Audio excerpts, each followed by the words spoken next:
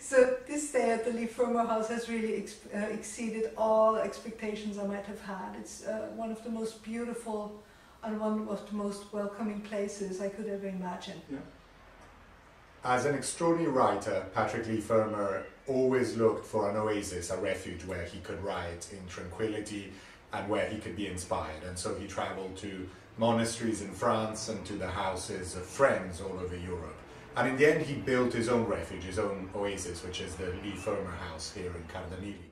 So since I arrived here, I was able to finish a couple of smaller or shorter texts that I hadn't been able to finish while I was still at the university and in the day-to-day business. So the peace and quiet here was just wonderful, and I was able to finish these texts, but more importantly, I was able to turn to my book and work on the design and on the structuring of my book in the peace and quiet here of the house.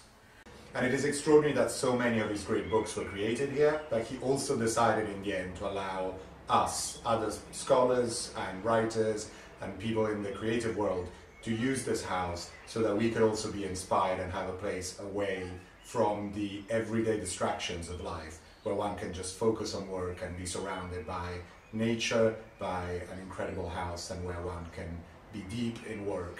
And this is just an incredible gift. It's difficult to imagine a better setting for thinking and for writing than the Fermor House.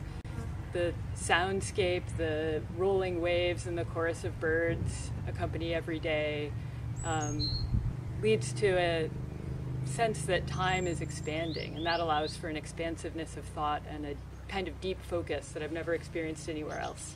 I'll be really sad to leave. Of course, used the wonderful library and read through Patrick Leigh Fermor's works, but also through the books he collected here at the house. It's just a very touching experience to follow the steps of Patrick and Joan around the grounds, and I'm really spending such a happy springtime here together with my fellows, and I'm most grateful to the Benaki Foundation for having me.